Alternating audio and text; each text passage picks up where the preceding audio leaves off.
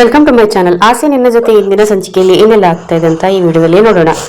ಈ ಕಡೆ ಕಬಡ್ಡಿ ಪಂದ್ಯದಲ್ಲಿ ಎಲ್ಲರೂ ಕೂಡ ಹುಲಿಯನ್ ಹತ್ರ ಒದೆ ತಿಂದು ತುಂಬಾನೇ ಕಂಗಾಲಾಗಿರ್ತಾರೆ.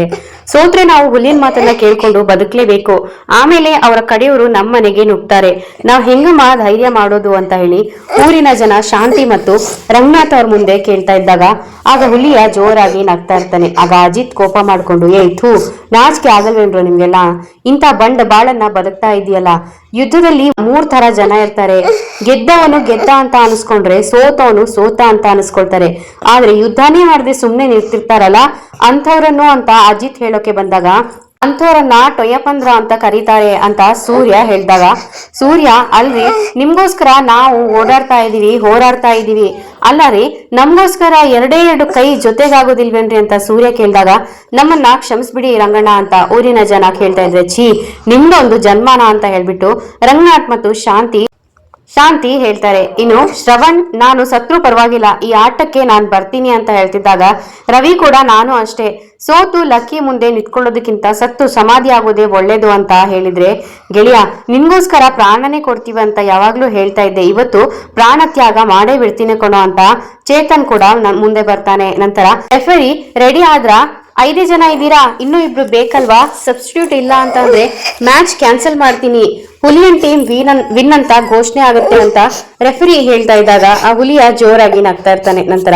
ಹುಲಿಯ, ಏನೋ ಸೂರ್ಯ ಹೆಸರನ್ನ ಬದಲಾಯಿಸ್ಕೊಳ್ಳೋದಕ್ಕೆ ರೆಡಿನಾ, ತಿಥಿಗೆ ಏನೇನ್ ಬೇಕು ನಿನ್ ಖರ್ಚಲ್ಲೇ ಮಾಡ್ತೀನಿ ಅಂತ ಹೇಳ್ತಿದ್ದೆ, ನಾನು ಅವತ್ತೇ ಹೇಳ್ದೆ 2 ಕಡೆ ರೆಡಿ ಆಗುತ್ತೆ ಅಂತ, ಈಗ ಆ ಫೋಟೋ ನಿಂದೆ ಅಪ್ಪಿ ಅಂತ ಹೇಳ್ಬಿಟ್ಟು ಸೂರ್ಯಂಗೆ ಹೇಳಿ ಏನೋ ಸಲ್ಮಾನ್ ಖಾನ್ ಕುದಿತಾ ಇರೋ ವಿಸ್ಕಿ ಹ್ಯಾಂಗ್ ಅವರನ್ನ ಇಳಿಸ್ತೀನಿ ಅಂತ ಹೇಳ್ತಿದ್ದೆ, ಮ್ಯಾಚ್ ಕ್ಲೋಸೇ ಆಗೋಯ್ತಲ್ಲ ಅಂತ ಅಜಿತ್ಗೆ ಹೇಳ್ತಿದ್ದಾಗ ನಂತರ, ಸೂರ್ಯ ನಿಮ್ಮ ಅಪ್ಪ ಅಮ್ಮ ಇವತ್ತಿಂದ ನಮ್ಮ ಮನೆ ಆಳುಗಳು, ನಿಮ್ ಹೆಂಡತಿ ಯಾರು ಆ ಗ್ರೀನ್ ಕಲರ್ ಸ್ಯಾರಿ ಉಟ್ಕೊಂಡಿದ್ಲಲ್ಲ ಅವಳು ತಾನೇ ತಲೆ ಮಸಾಜ್ ಮಾಡಿಸ್ಕೊಳ್ಳೋದಕ್ಕೆ ಇಟ್ಕೊಂಡ್ಲಾ ಅಂತ ಹೇಳಿ, ರೆಫ್ರಿ ಓದು ಪಿಪಿ ಮುಗಿಸು ಮ್ಯಾಚ್ ಅನ್ನ ಅಂತ ಹೇಳಿ ಹುಲಿಯ ಹೇಳ್ತಿದ್ದಾಗ, ನಿಮ್ ಕಡೆ ಪ್ಲೇಯರ್ಸ್ ಇಲ್ವೇನ್ರಿ, ಮುಗಿಸ್ಬಿಡ್ಲಾ ಮ್ಯಾಚ್ ಅನ್ನ ಅಂತ ಹೇಳ್ಬಿಟ್ಟು ರೆಫ್ರಿ ಕೊನೆ ಸಾರಿ ಕೇಳ್ತಾ ಇದ್ದಾಗ, ನಾವಿದ್ದೀವಿ ಅಂತ ಹೇಳ್ಬಿಟ್ಟು 2 ಲೇಡೀಸ್ ವಾಯ್ಸ್ ಕೇಳಿಸುತ್ತೆ.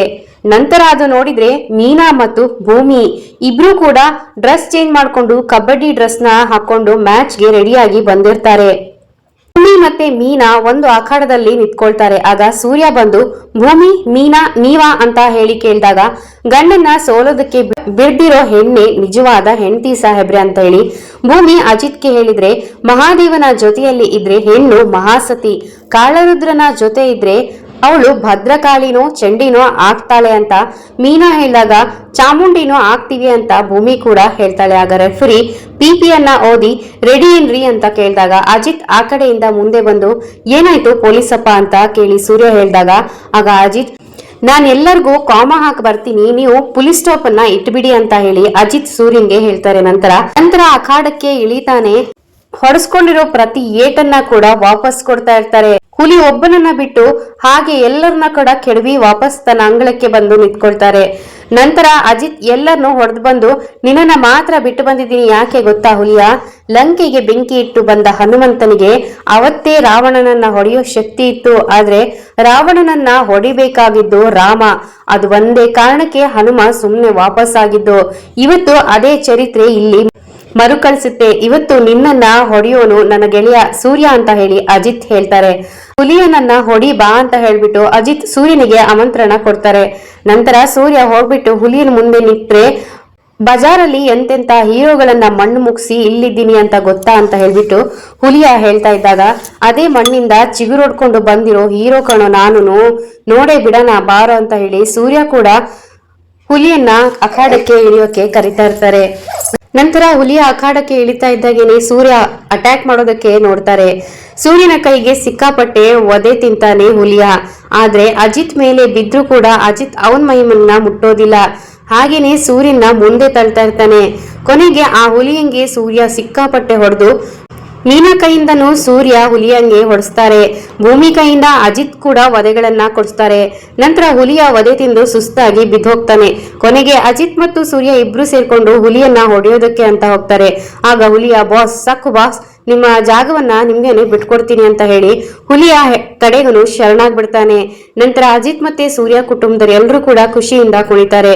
ಊರ್ ಜನ ಕೂಡ ಚಪ್ಪಾಳೆ ತಟ್ಟಿ ಕೇಕೆ ಹಾಕ್ತಾ ಎಲ್ಲದನ್ನು ಕೂಡ ಸಂಭ್ರಮಿಸ್ತಾ ಇರ್ತಾರೆ. ನಂತರ ಅಜಿತ್ ನಮ್ದೆಲ್ಲ ಬಿಟ್ಕೊಡ್ತೀಯಾ ಸರಿ, ಆದ್ರೆ ಊರವ್ರ ಜಾಗ ಎಲ್ಲ ಅಂತ ಹೇಳಿ ಅಜಿತ್ ಕೇಳ್ತಾ ಇದ್ದಾಗ ಆಯ್ತು ಊರವ್ರದ್ದು ಕೂಡ ಬಿಟ್ಕೊಡ್ತೀನಿ ಅಂತ ಹೇಳಿ ಹುಲಿಯ ಹೇಳ್ತಾನೆ. ಆಗ ಊರ್ನವ್ರೆಲ್ಲ ಬಂದು ಅಜಿತ್ ಮತ್ತೆ ಸೂರ್ಯನ ಎತ್ತಿ ಕುಣಿದು ಕುಪ್ಪಳಿಸ್ತಾರೆ. ಅಷ್ಟರಲ್ಲೇನೆ ಸೂರ್ಯ ಅಣ್ಣ ಅಂತ ಹೇಳ್ಬಿಟ್ಟು ಕೂಕೊಂಡು ಅಲ್ಲಿಗೆ ಅಣ್ಣಮ್ಮ ಅಲ್ಲಿಗೆ ಬರ್ತಾರೆ. ಹಾಗೇನೆ ಅಮ್ಮವರಿಗೆ ತುಂಬಾನೇ ಸೀರಿಯಸ್ ಆಗಿದೆ, ಎಲ್ಲ ಬೇಗ ಬನ್ನಿ ಅಂತ ಹೇಳಿ ಕಿರ್ಚ್ಕೊಳ್ತಾ ಇದ್ದಾಗ ಮತ್ತೆ ಎಲ್ರು ಕೂಡ ಅಲ್ಲಿಂದ ಹೊರಟೋಗ್ತಾರೆ. ಇನ್ನು ಈ ಕಡೆ ಮನೆಯಲ್ಲಿ ಲಕ್ಕಿ ಕಂಡೀಷನ್ ತುಂಬಾನೇ ಕ್ರಿಟಿಕಲ್ ಆಗಿರುತ್ತೆ. ಅಲ್ಲಿಗೆ ರಂಗನಾಥ್ ಹಾಗೆ ಎಲ್ರು ಕೂಡ ಬರ್ತಾರೆ. ಆಗ ರಂಗನಾಥ್ ಅವರು ಡಾಕ್ಟ್ರೇ ನಮ್ಮಮ್ಮ ಹೇಗಿದ್ದಾರೆ ಅಂತ ಕೇಳಿದಾಗ ಇದ್ದಾರೆ ಅಂತ ಮಾತ್ರ ಹೇಳ್ಬೋದು ಸರ್ ಅಂತ ಹೇಳ್ತಾರೆ. ಬೆಳಿಗ್ಗೆ ಹುಷಾರಾಗಿ ಇದ್ರಲ್ಲ, ಇದೇನಿದು ಸಡನ್ ಆಗಿ ಅಂತ ಡಾಕ್ಟರ್ ಹತ್ರ ಸೂರ್ಯ ಕೇಳ್ತಾ ಇದ್ದಾಗ ಡಾಕ್ಟರ್ ಹತ್ರ ಸೂರ್ಯ ಕೇಳ್ತಾನೆ. ಆಗ ಡಾಕ್ಟರ್ ತುಂಬಾ ಆರೋಗ್ಯವಂತರಿಗೂ ಹಾರ್ಟ್ ಅಟ್ಯಾಕ್ ಆಗಿದೆ, ಮೊನ್ನೆ ಅಷ್ಟು ಜನಗಳ ಮಧ್ಯೆ ಆದಂತ ಅವಮಾನ ಅವ್ರ ಮನಸ್ಸಿಗೆ ತುಂಬಾನೇ ಘಾಸಿ ಮಾಡಿದೆ ಅಂತ ಡಾಕ್ಟರ್ ಹೇಳಿದಾಗ ಕರ್ಕೊಂಡ್ ಬರ್ತೀವಿ ಡಾಕ್ಟರ್, ಯಾವ ಹಾಸ್ಪಿಟಲ್ಗಾದ್ರೂ ಸರಿ, ಅವ್ರು ಹುಷಾರಾಗ್ಬೇಕು ಅಷ್ಟೇ ಅಂತ ಸೂರ್ಯ ಹೇಳ್ತಿದ್ದಾಗ ಎಷ್ಟೇ ಖರ್ಚಾದ್ರೂ ಪರವಾಗಿಲ್ಲ ನಾನ್ ಕೊಡ್ತೀನಿ ಅಂತ ಹೇಳ್ಬಿಟ್ಟು ಅಜಿತ್ ಹೇಳ್ತಾರೆ. ಆಗ ಡಾಕ್ಟರ್ ಅದರ ವಿಷಯ ಅಲ್ಲ ಸರ್, ಈ ಊರಲ್ಲಿ ಅಂತ ದೊಡ್ಡ ಆಸ್ಪತ್ರೆನೇ ಇಲ್ಲ, ಕರ್ಕೊಂಡೋದ್ರೆ ಇವ್ರನ್ನ ಬೆಂಗಳೂರಿಗೆ ಕರ್ಕೊಂಡು ಹೋಗ್ಬೇಕು, ಅದು ಕೂಡ ಆಕ್ಸಿಜನ್ ಸಪೋರ್ಟ್ ಇದ್ರೆ ಮಾತ್ರ, ಅದಕ್ಕೆ ಆಂಬ್ಯುಲೆನ್ಸ್ ಬೇಕಾಗುತ್ತೆ, ಇಲ್ಲಿ ಆ ವ್ಯವಸ್ಥೆ ಕೂಡ ಇಲ್ಲ ಅಂತ ಹೇಳ್ಬಿಟ್ಟು ಡಾಕ್ಟರ್ ಹೇಳಿದಾಗ ಬೆಂಗಳೂರಿಗೆ ಹೋಗೋಣ ಅನ್ನೋಷ್ಟರಲ್ಲೇನೆ ರಾತ್ರಿ ಆಗುತ್ತೆ.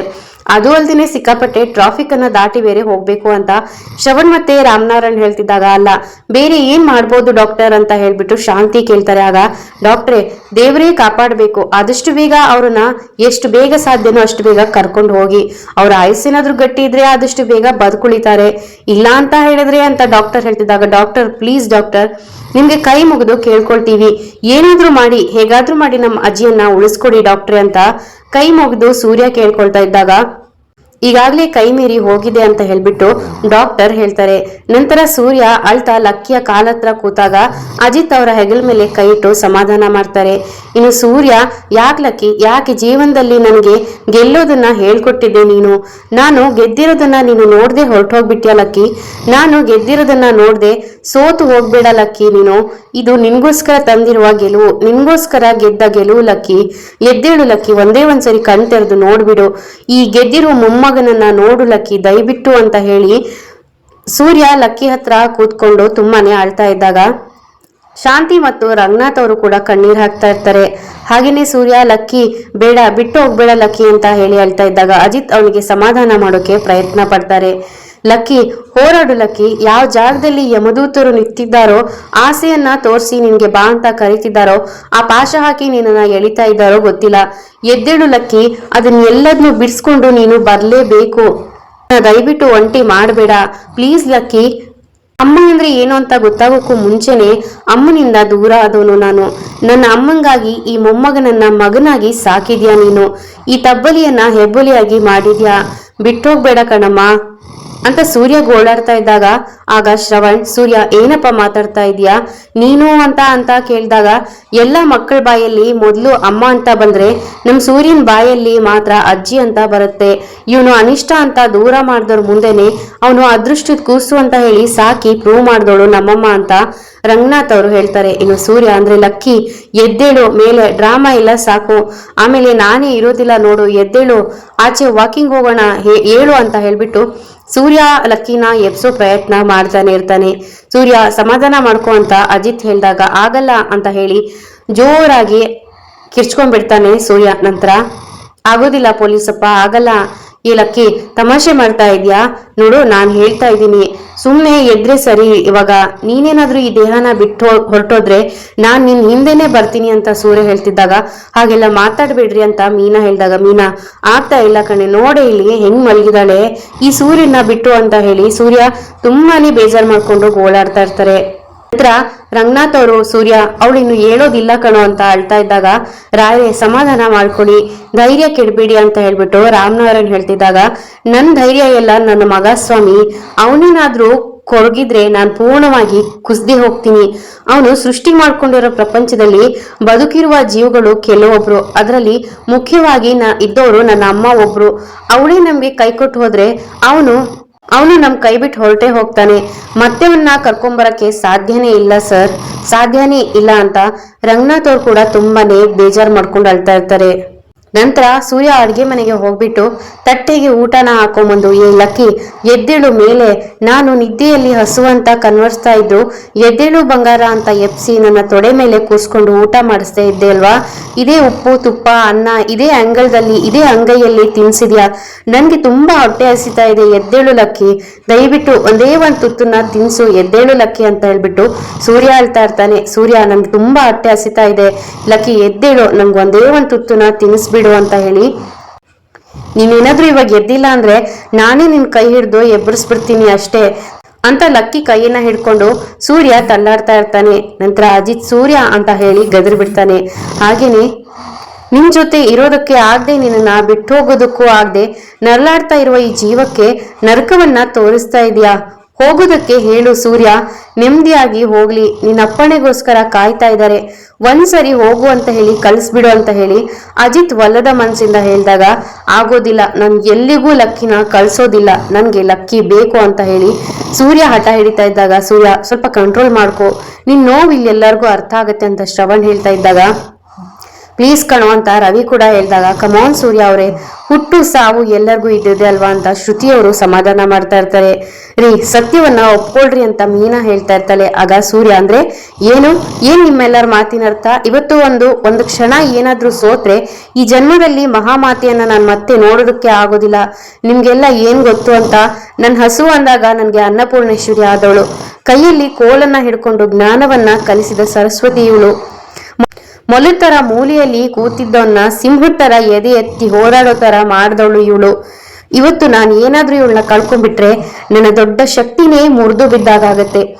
ನಾನು ಏನ್ ಮಾಡ್ಲಿ ಲಕ್ಕಿ, ನೀನೇ ಹೇಳು, ನಾನು ಏನ್ ಮಾಡ್ಲಿ, ಯಾವ ದೇವ್ರ ಕಾಲ್ ಹಿಡ್ಕೊಂಡು ನಾನು ಕೇಳ್ಕೊಳ್ಳಿ, ಯಾವ ದೇವ್ರು ಅಂತ ಹೇಳು ಅಂತ ಸೂರ್ಯ ಕೂಗಾಡ್ತಾ ಇದ್ದಾಗ, ಅಣ್ಣಮ್ಮ ಅಲ್ಲೇ ಪಕ್ಕದಲ್ಲಿ ಒಂದು ದೇವಸ್ಥಾನ ಇದೆ, ಅಲ್ಲಿ ನಾವೇನೇ ಹರಕೆ ಕಟ್ಕೊಂಡ್ರು ಕೂಡ ನೆರವೇರುತ್ತೆ ಸೂರ್ಯ ಅವ್ರೆ ಅಂತ ಹೇಳಿದಾಗ, ಹೇಳಣ್ಣಮ್ಮ ನೀನ್ ಹೇಳು, ಯಾವ ಹರಕೆ ಬೇಕಾದ್ರೂ ನಾನು ಮಾಡೋಕೆ ತಯಾರಿದ್ದೀನಿ ಅಂತ ಹೇಳ್ಬಿಟ್ಟು ರಂಗನಾಥ್ ಅವ್ರು ಹೇಳಿದಾಗ, ಸೂರ್ಯ ಅಪ್ಪ ನೀನ್ ಬೇಡಪ್ಪ, ಸಂಬಂಧದಲ್ಲಿ ನಾನು ಮೊಮ್ಮಗನೇ ಆಗಿದ್ರು ವಾತ್ಸಲ್ಯದಲ್ಲಿ ನಾನು ಲಕ್ಕಿಗೆ ಮಗನೇ ಕಣಪ್ಪ, ನನ್ನ ಅಜ್ಜಿಯನ್ನ ನಾನೇ ಕಾಪಾಡ್ಕೊಳ್ತೀನಿ, ಅಣ್ಣಮ್ಮ ಹೇಳು ಅಣ್ಣಮ್ಮ ಆ ದೇವಸ್ಥಾನ ಎಲ್ಲಿದೆ ಅಂತ ಸೂರ್ಯ ಕೇಳಿದಾಗ, ಹೇಳ್ತೀನಿ ಸೂರ್ಯ, ಮೊದ್ಲು ಹೋಗಿ ಕೈಕಾಲನ್ನ ತೊಳ್ಕೊಂಬ ಅಂತ ಅಣ್ಣಮ್ಮ ಹೇಳಿದಾಗ ಅಜಿತ್ ಸೂರ್ಯನನ್ನ ಕರ್ಕೊಂಡು ಹೋಗಿ ರೆಡಿ ಮಾಡಿಸ್ಕೊಂಡು ಬರ್ತಾರೆ. ಇಲ್ಲಿಗೆ ಈ ಸಂಚಿಕೆ ಮುಕ್ತಾಯವಾಗುತ್ತೆ. ಈ ವಿಡಿಯೋ ಇಷ್ಟ ಆದಲ್ಲಿ ವಿಡಿಯೋನ ಲೈಕ್ ಮಾಡೋದನ್ನ ಮರಿಬೇಡಿ. ಹಾಗೇನೇ ನಮ್ಮ ಚಾನಲ್ ಅನ್ನು ಸಬ್ಸ್ಕ್ರೈಬ್ ಮಾಡ್ಕೊಂಡು ದಯವಿಟ್ಟು ಸಪೋರ್ಟ್ ಮಾಡಿ. ಮುಂದಿನ ವಿಡಿಯೋದೊಂದಿಗೆ ಮತ್ತೆ ಸಿಗ್ತೀನಿ. ವಿಡಿಯೋ ನೋಡೋದಕ್ಕಾಗಿ ಧನ್ಯವಾದಗಳು.